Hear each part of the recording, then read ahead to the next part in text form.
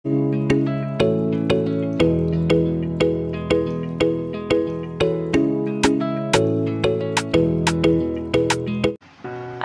আলাইকুম। নতুন রান্নাঘর চ্যানেল থেকে সকলকে শুভেচ্ছা। আজ আমি সরষে বেগুন রেসিপি করে দেখাবো। তো কি কি উপকরণ নিয়েছি দেখে নিন। প্রথম থেকে শেষ পর্যন্ত স্কিপ না করে দেখুন।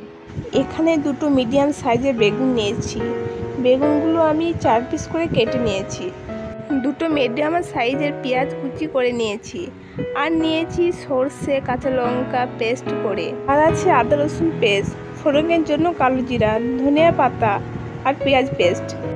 প্যানের মধ্যে তেল বসিয়ে দিয়েছি। তো তেল গরম হয়ে আসলে একে একে বেগুনগুলো ছেড়ে দিচ্ছি।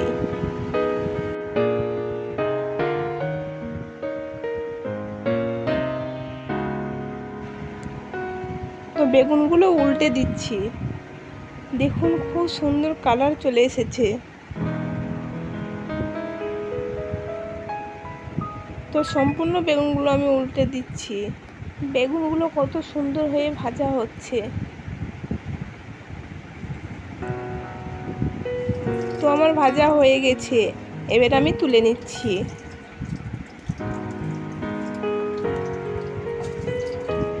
ওই তেলের মধ্যে কালো জিরা ফোড়ন দিচ্ছি আর দিয়ে দিচ্ছি পেঁয়াজ কুচি।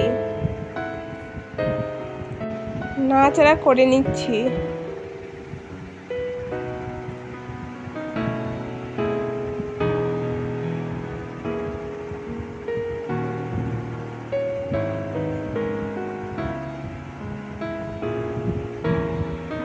এর মধ্যে পেঁয়াজ পেস্ট, আদা রসুন পেস্ট আমি দিয়ে দিয়েছি। তো হালকা করে আমি নাড়াচাড়া করে নিচ্ছি। সামান্য পরিমাণ মতন আমি জল দিয়ে দিচ্ছি যাতে মশলা লেগে না যায়।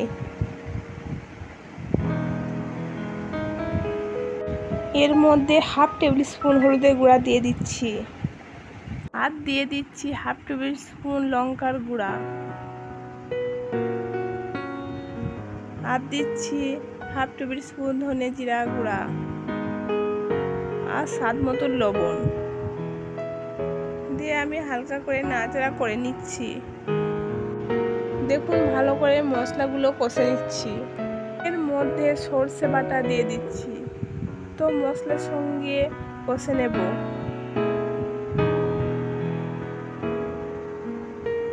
তো কষা হয়ে গেছে, এবার আমি পরিমাণ মতন জল দিয়ে দিচ্ছি। তো হালকা করে আবারও আমি নাড়াচাড়া করে নিচ্ছি। তো গ্রেভি ফুটে উঠলে এর মধ্যে একে একে বেগুনগুলো আমি দিয়ে দিচ্ছি।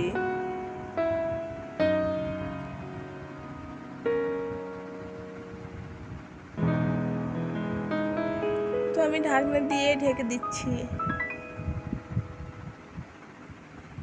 তো 5 মিনিট পর আমি ঢাকনা খুলে দিচ্ছি। দেখুন আমার প্রায় হয়ে এসেছে। ওপর থেকে ধনিয়া পাতা ছিটিয়ে দিচ্ছি।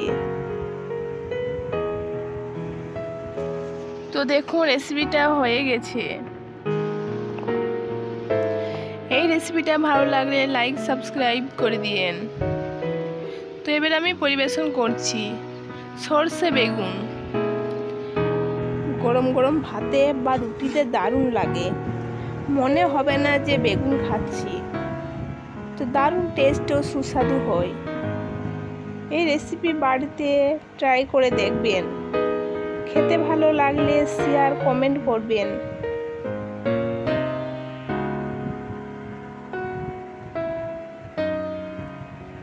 আমার রেসিপিগুলো যদি ভালো লাগে তাহলে আমাকে এগিয়ে যেতে সাপোর্ট করবেন।